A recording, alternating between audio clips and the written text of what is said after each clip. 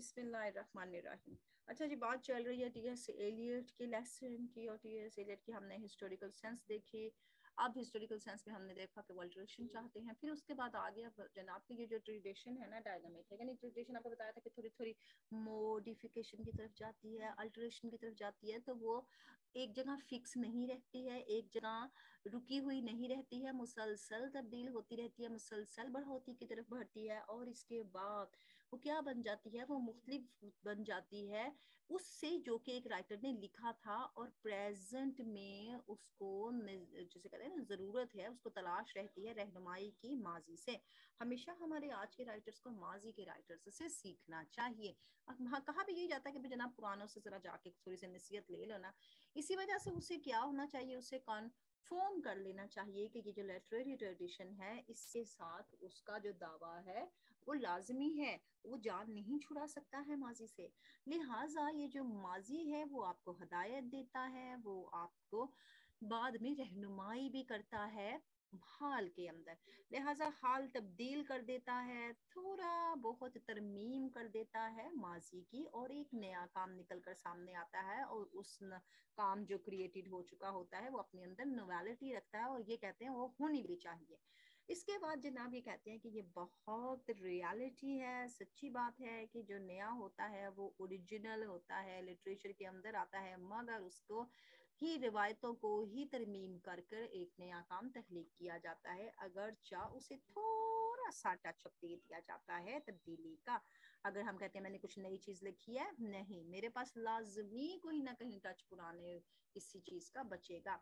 लिहाजा पोइट जो है, उसका जो काम है हाल के अंदर जो किया है उसने, उसका हम मुआवजा भी करेंगे और उसका मुसावका भी करेंगे उस काम के साथ जो कि माजी के लोगों ने ऑलरेडी किया।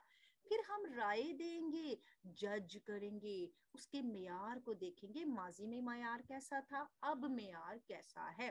लिहाजा ये जो जजमेंट है, इसका ये मतलब हरगिज नहीं है कि जनाब आपने कह दिया कि भाई ये अच्छा है और ये बुरा है, जनाब मैंने राय दे दी, मैं जज हूँ, मैंने लॉ पास कर दिया।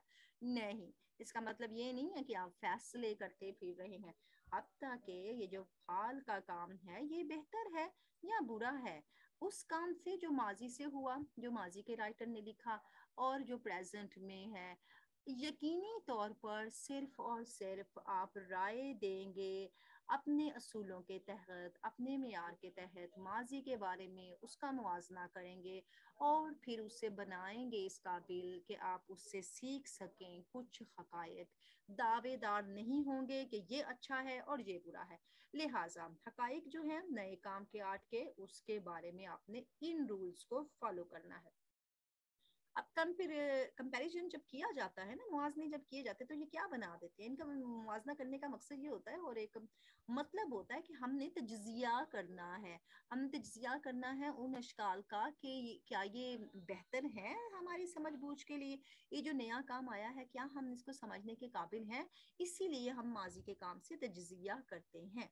लिहाजा मतलब ये है कि आपने जो भी मुआजना किया है उन दरमियान, काम के दरमियान, या जो हाल का था या जो माजी का था, तो उसका मकसद था मुसाबका करेंगे, मुआजना करेंगे दो चीज़ों का, और फिर हम एक जिसे कहते हैं ना पैमाना बनाएंगे इन दोनों के दरमियान, कि माजी उस वक्त जहाँ था, हाल इस वक्त यहाँ है।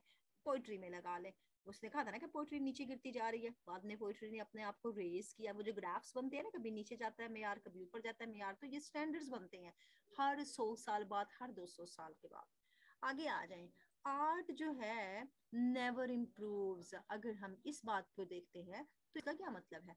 शायर कह रहा है हमें जरूर जानना चाहिए कि क्या आर्ट कभी भी अपने आप को बेहतरी पर नहीं लेके जाता है, लेकिन ये जो चीजें होती हैं आर्ट में पाई जाती हैं उनमें तब्दीली आती है। यानी आर्ट अगर इम्प्रूव्स को कहें तो ब्रश यूज हो रहा है, कलर यूज हो रहा है, कैनवस यूज हो रहा है, तो ये चीजें तो परमानेंट है। हाँ, उन पे तब्दीली ये है कि आपका फन अब क्या निखार के हमारे सामने लेता है। आप दरख्तों को करते हैं, दरिया की करते हैं, आप इंसानों की करते हैं, जानवरों की करते हैं, मतलब चेंजिंग तो आती है ना, लेकिन कुछ चीजें होती हैं जो परमानेंट होती हैं। जैसे कलम और पेपर तो परमानेंट हो गए ना, ये तो कभी चेंज नहीं होंगे। पहले लोग वैसे पत्तों पे लिखते थे, उसके बाद पत्तों से चमड़े पे आई, चमड़े से किस पर आई, लेकिन अब तो जाहिर है कंप्यूटर से भी हम प्रिंट करवा देते हैं, तो इसमें भी मॉडिफिकेशन आ गई। हमने कलम से अब लिखना कम कर दिया, हम कंप्यूटर पे अब लिख रहे हैं, प्रिंट आउट से निकाल रहे हैं। पहले हम डबल डबल ट्रिपल ट्रिपल लिखा करते थे। तो जानेंगे तब्दीलियां छोटी बहुत ही आती रहती हैं, छोटी लगा लें जितनी लगा लें। अब शायर को क्या करना है, उसको यकीनन एहसास देखना है कि ये जो आर्ट है वो वाकई ही कभी इम्प्रूव हो सकता है, मजीद उसमें आ सकती है बेहतरीन। अगर चाह उसके मटेरियल को हम देखेंगे तो वो कभी भी सेम नहीं रहता है। आपको समझ आ गई इस बात की कि आर्ट, अगर वो कहे कि आर्ट कभी इम्प्रूव नहीं होता, तो आप बोलेंगे कि आर्ट ठीक है इम्प्रूव नहीं होता, लेकिन उसमें इस्तेमाल होने वाला मवाद तो हमेशा बदलता है। ये तो आम सी सेंस की बात हो गई। आगे ग्रेट वर्क जो होता है ना आर्ट का, वो कभी भी नहीं खोता है अपनी अहमियत को। लिहाजा कोई भी ऐसी नहीं है क्वालिटेटिव इम्प्रूवमेंट जो कि आर्ट के अंदर हम कहें कि भाई इतनी ज्यादा इम्प्रूवमेंट आई है। नो, ऐसा क्वालिटेटिव इम्प्रूवमेंट आर्ट में नहीं हो सकती है। आगे चले जाते हैं तो शायद इसमें रिफाइनमेंट आ जाती है, बेहतरी आ जाती है, और शायद इसमें थोड़ा सा फरोग हो जाता है, तरक्की आ जाती है इसके अंदर।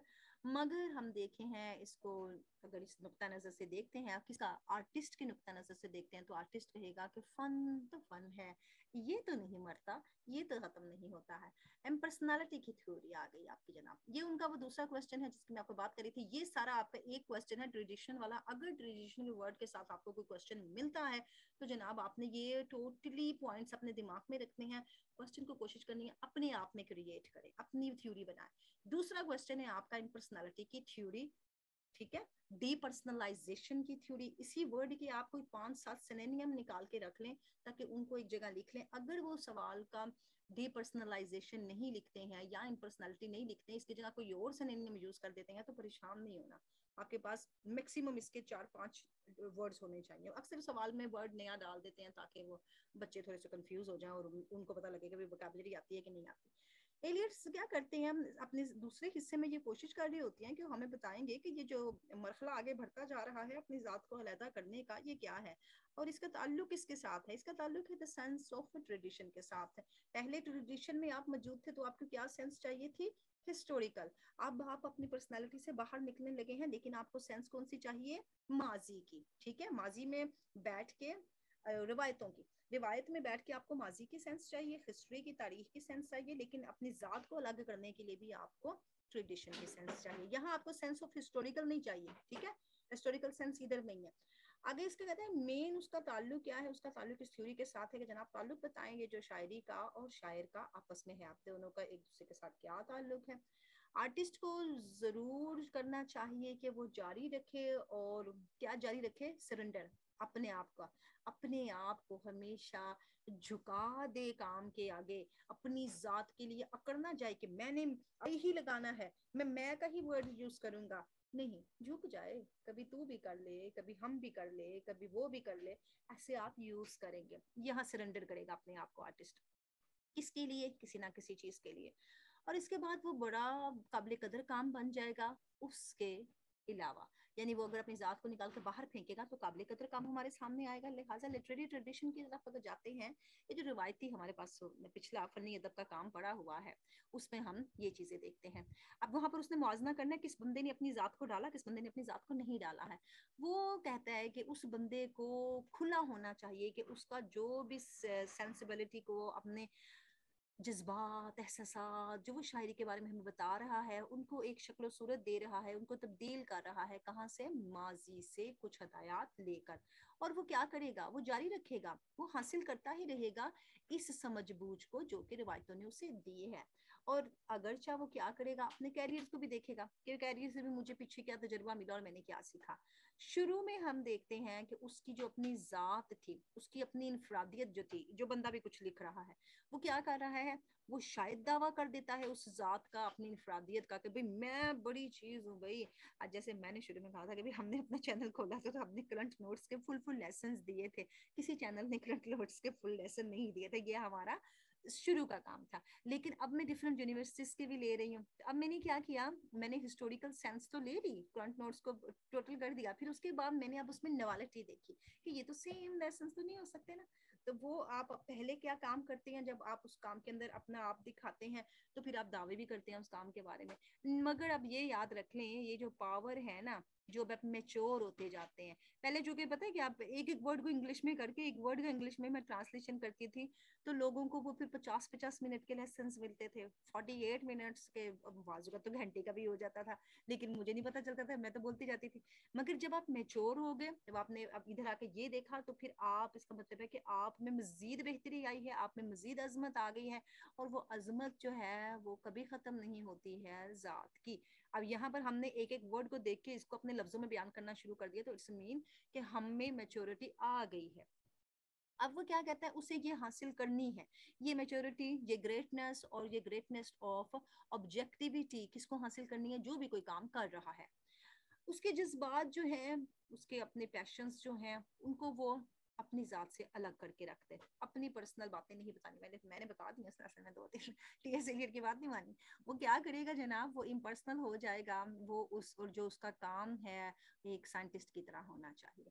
अपनी जो उसकी जात है, जो भी कोई आर्टिस्ट काम कर रहा है, कोई अहमियत नहीं रखती हमारे लिए। हमें क्या पता है कि वो कौन है कौन नहीं है, हमने उसका काम देखना जनाब। जैसे आपका एग्जामिनर जब पेपर चेक कर रहा होता है ना, उसे नहीं पता आपका रोल नंबर क्या है, आपका नाम क्या है, वो जो साइड पे आपने देखा ना टिक टिक टिक टिक टिक टिक लगा होता है, ऊपर एक कोने में पेपर लगा होता है, वो पेपर फाड़ दिया जाता है। आपके सिर्फ खाली शीट्स जाते हैं उनके पास, और आपका वो नंबर जो आपने वहां लगाया होगा, जो एग्जामिनेशन हॉल में आपने सिग्नेचर किए हैं, वो जाते हैं दोनों, और शीट्स तो वो ले जाते हैं। शीट्स में उनको नहीं पता कि किसकी किस शीट है, ये बंदा पहले से फेल है, ये बंदा पहले से पास है। तो वो सिर्फ और सिर्फ आपका काम देखते हैं। इसलिए उसने कहा कि एग्जामिनर ने सोचा कि ये स्टूडेंट को मैं नहीं जानता कौन है कौन नहीं, मैंने इसके काम को देखना है। तो आर्टिस्ट की कोई अहमियत नहीं होती है, अहमियत उस चीज की है जो कि उसकी सेंस ऑफ ट्रेडिशन की वजह से वहां बनी है।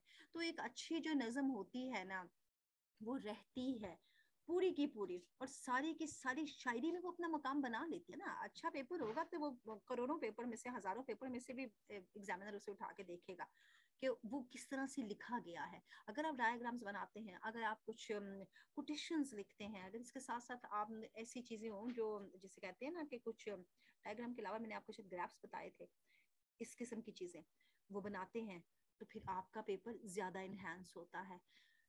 अब वो क्या करेगा, वो भूल जाएगा अपनी जाती खुशियों को, अपने गमों को, जब वो कोई काम कर रहा है, क्योंकि वो जज्ब नहीं करेगा, वो कभी भी एब्जॉर्ब्ड नहीं करेगा, ना ही वो हासिल करेगा उस सेंस को जो कि ट्रेडिशन में मौजूद है।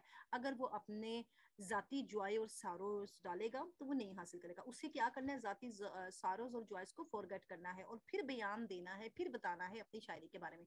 यहाँ पर उन्होंने एक और कोटेशन बताई है जनाब, वो कहते हैं the progress of an artist is a continual self sacrifice, a continual extension of personality. Extension आपने वो वहां देखे होंगे जो बिजली बुझाने के लिए होते हैं ना, पानी वाले लगे होते हैं बड़े बड़े से लाल रंग के, कहते हैं आग लगेगी तो ये एक्सटेंशन यूज करनी है, तो इसका मतलब है कि वो खत्म करती है ना चीज को। बड़ी जबरदस्त कोटेशन है, जात को आपने खत्म कर देना है। शायर का दिमाग क्या है, एक कैटलिस्टिक की तरह है। यहाँ पर आपको डायग्राम मिलने वाली है। कैटलिस्टिक क्या करते हैं जनाब, एलियट्स कहते हैं कि डेवलपमेंट्स जो आती है होती है वो बढ़ती ही जाती है, और मेरा जो नजरिया है कि मैं कहता हूँ कि जनाब पोइट्री में से अपनी जात को निकाल के बाहर कर दें, ये आगे जाएंगे तो बढ़ता ही चला जाएगा। आप इसको मुआवजा कर लें बेशक एक दिमाग के साथ जो कि एक शायर का होता है, और मैं कहूँगा कि शायर का दिमाग एक कैटलिस्टिक की तरह है। ये एक वो प्रोसेस होता है जिसमें पोइट्रिक क्रिएशन होती है, यानी वो उसके दिमाग को एक जार कह रहा है, इसका माइंड वो कह रहा है कि एक जार की तरह है, और जार के अंदर कुछ केमिकल रिएक्शंस हो रहे हैं, तो फिर पोइट्रिक क्रिएशंस होती है। और फिर जब ये मरहला आगे चलता है ना, तो फिर केमिकल के रद्द-ए-अमल हमारे सामने आते हैं, और जो ही केमिकल के कुछ रद्द-ए-अमल हमारे सामने आ रहे हैं, और उससे हमें पता चलता है कि जनाब हाल के अंदर, यानी इसमें अभी जो मौजूदा हालत है उसमें कैटालिस्टिक अलोन नहीं है, यानी एक तेजाब अकेला नहीं उबलता फिर रहा है, इस तेजाब के अंदर थोड़ी सी चस्माजी की आई है, तो एक नई चीज बनी है। लिहाजा शायर का ये जो दिमाग है जनाब, वो एक कैटालिस्टिक एजेंट्स है, और वो जो कंबाइनिंग करता है, वो क्या करता है, वो मजमुआ है मुख्तलिफ जज्बात का और किसी ना किसी नई चीज का।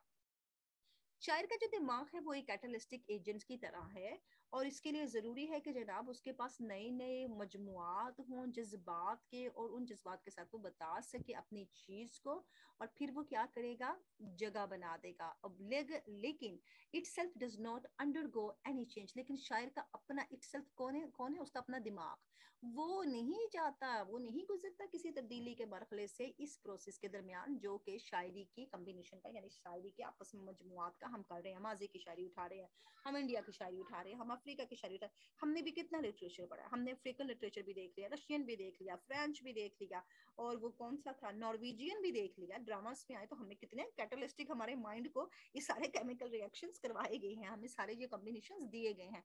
लिहाजा हम भी अपने माइंड को समझते हैं कि शायर के माइंड की तरह हमारे अंदर क्या हुआ जनाब, कॉन्स्टेंटली फॉर्मिंग हुई है, हमने मुसलसल जिसे कहते हैं ना एक तब्दीली मिली है जज्बात के अंदर। यही वो कहता है आपकी राइटर को होनी चाहिए। हमने जो तजुर्बात हासिल किए हैं और वो एक नया होल बनकर हमारे सामने आ गए हैं।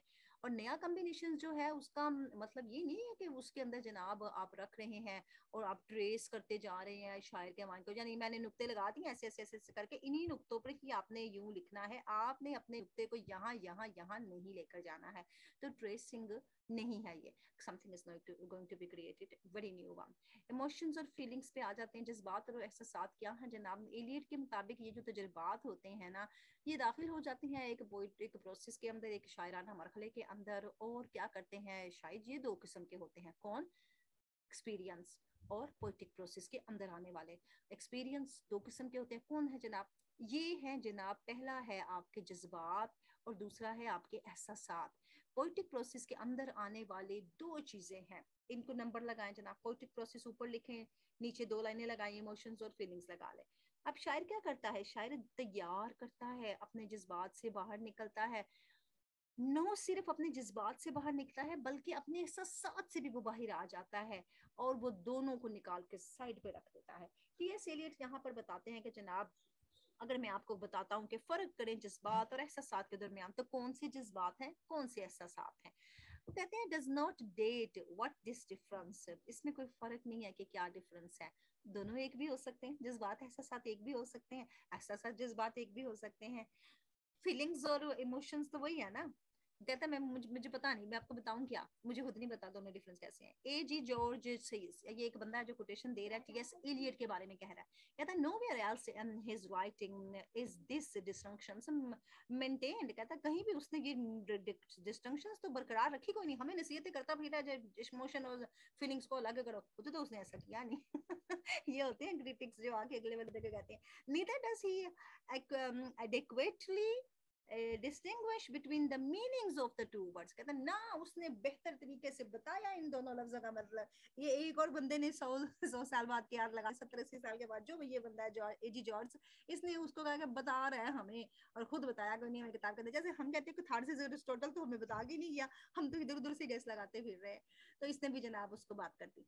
अब डिस्टिंक्शंस जो है उसमें अगर हम देखते हैं तो वो क्या होना चाहिए, इसका मतलब है कि आप नजरअंदाज कर दें किसको, जो कुछ भी आप देख रहे हैं और उसको आप बर्दाश्त नहीं कर रहे, क्योंकि आपकी पर्सनालिटी की जो थ्योरी शायरी के अंदर है, आपकी पर्सनालिटी की थ्योरी जो है शायरी के अंदर जो कि बर्दाश्त के काबिल नहीं है, आपने उसको इग्नोर कर देना है और उसको डिस्टिंक्शन कर देना है, उसको अलग करके साइड पे रख देना है।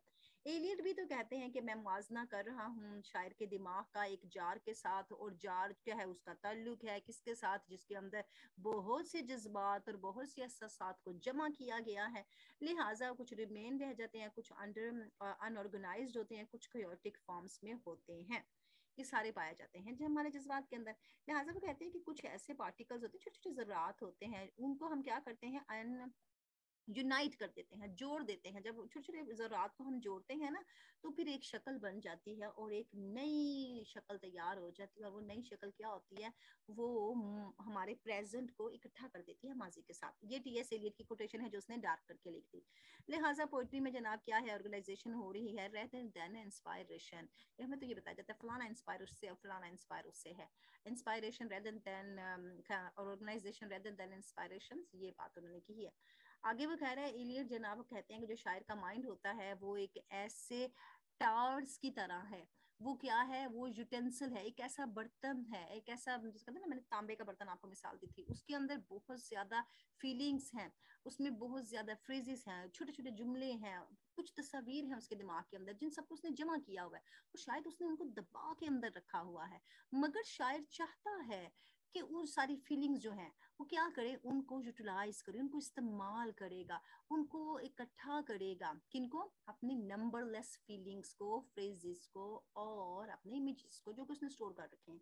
फिर it doesn't mean that the poem created by the poet shown his personality, इसका मतलब ये नहीं है कि जो उसने तहलीक की है उसमें हमें दिखाई दे रही है उसने अपनी जात या उसकी अपनी फितरत, उसने जो फीलिंग्स जमा की थी उसने उसने उनको बता दिया, इस्तेमाल कर दिया, लेकिन एक नई फॉर्म देकर। एलियट्स कहते हैं कि मैं आपको वजाहत से बता सकता हूँ कि जनाब, जो बहुत ही बेसिक जो है, बुनियाद जो है इस चीज़ की, वो उसका पॉइंट है। शायर ने एक पॉइंट सोचा, उसने अपने पॉइंट ऑफ व्यू हमारे सामने रखा, उसके बाद उसने उसे बता दिया अपने पोएटिक प्रोसेस के जरिए, और महज एक जरिया बनाया उसने, किसको, अपने शायरी को, नोट अ पर्सनालिटी, अपनी पर्सनालिटी को उसने जरिया नहीं बनाया, उसने अपनी शायरी को जरिया बना दिया। वो कहते हैं the poet has not a personality, कोई जाति नहीं है जनाब उसके। हाय हाय, बुल्ले शाह यहाँ मुझे याद आ जाते हैं, या वो हमारे सुल्तान बाहू, जात कोई नहीं बनती उनकी जनाब, अल्लाह अल्लाह माइनस कर देते हैं, क्योंकि वो जब बता देते हैं ना एक खास जरिया, जब उन्होंने जानी जो काफियां लिखी हैं तो उन्होंने एक खास जरिया बना लिया, उन्होंने अपने पर्सनालिटी को बिल्कुल इस्तेमाल नहीं किया है, वो बताया हमने अपने मीडियम के जरिए। तो मीडियम होता है आपका एक जरिया, तो ये जो सिर्फ अगर मैं कहूँ कि ये जो जरिया होता है ना वही इस्तेमाल करें, अपनी जात को इस्तेमाल मत करें। Wow, T.S.. एलियट यहाँ डिनाई कर देते हैं हमारे वर्ड्सवर्थ की कोटेशन को। कितना लेंथी रह गया, चलें खत्म होने वाला है। वर्ड्सवर्थ ने क्या कहा था, ट्रंक्वालिटी आती है जनाब, अब ये उस थ्योरी को भी नहीं मानते, कहते हैं जज्बात के अंदर जो पोइट्री है वो बड़ी मुख्तलिफ है हमारी जाती जज्बात से। शायर के तो जात, जो शायर की अपने जाती जज्बात हैं वो हम कह सकते हैं मे भी सिंपल हो सकते हैं, और मे भी उसका अकीदा हो सकता है, उसके अपने जज्बात, मगर जो इमोशन है उसकी शायरी में इस्तेमाल होने वाले वो पेचीदा है उनको, और रिफाइंड है, उनको दोबारा तैयार करना है। हो सकता है कि गलती हो इन कवायद के दरमियान कि ये जो शायर है उसे एक्सप्रेस किया गया है नए जज्बात को, और वो नए जज्बात क्या थे, वो नतीजा थे किसका, उस एक्सेंट्रिसिटी का। पोइट्री के अंदर एक्सेंट्रिसिटी होती है दिमागी मर्ज, जो उसके दिमाग में एक बीमारी फैली हुई थी ना, उसने दिमागी के नतीजे के अंदर में अपने ये सारी शायरी लिख दी, और ये हो सकता है शायद उसका ये मिस्टेक हो इस काम के अंदर।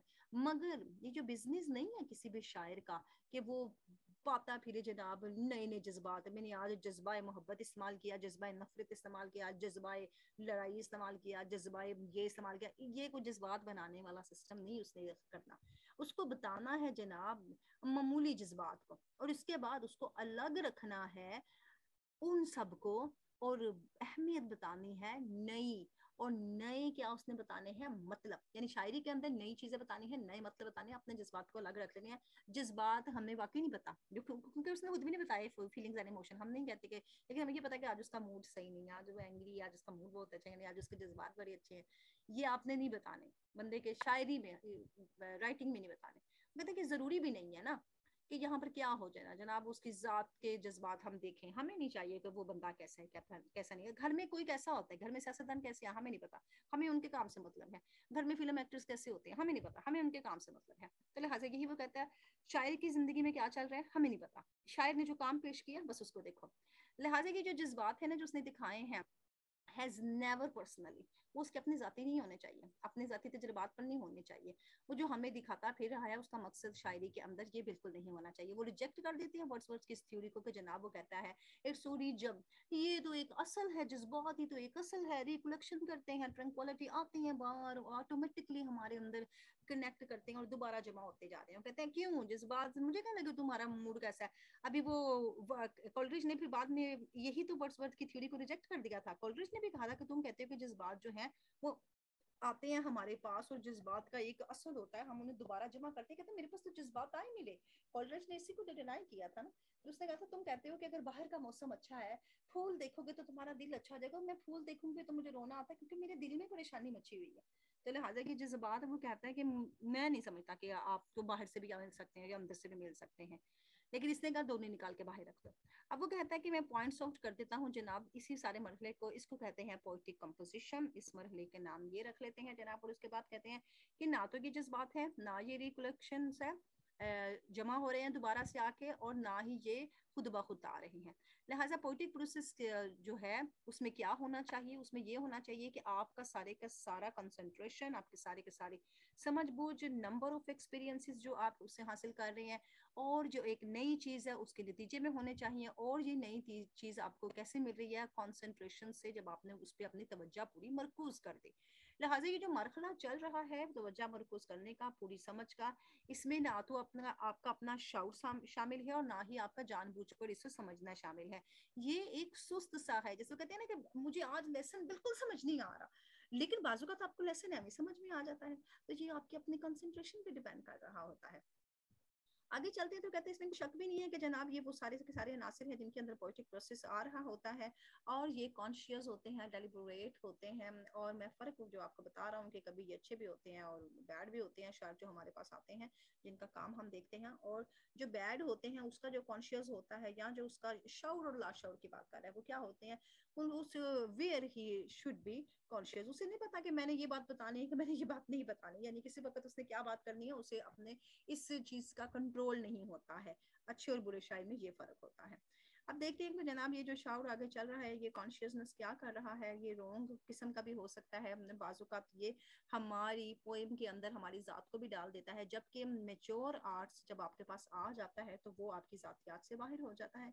एलियट कहते हैं कि जनाब ये डज की स्पेलिंग गलत है यहाँ पर, डज नॉट टेल अस, वो हमें ये नहीं बताते कि जनाब शायर का शौर कब आता है और कब नहीं आता। अब देखो ये भी उसने बताना है वो आपके दिमाग में घुसा हुआ जाके, शायर के दिमाग में से जाके ये शौर बताइए, तो शायर उसने एक नसीहत कर दी, आगे वो देख ले। अब ये जो पॉइंट है लेफ्ट हो गया है और ये नाम ये मुबहम हो गया है, नुक्स हमने जरूर निकाल देना है। एलियट ने हमें कंक्लूड कर दिया, ये बड़ी अहम कोटेशन है आपकी, इस कोटेशन को तो आपने बिल्कुल भी माइनस नहीं करना है। बहुत मशहूर कोटेशन है, poetry is not the turning loose of emotions but an escape from emotions, it is not the expression of personality but an escape from personality। ये उनकी ओरिजिनल लाइनें हैं।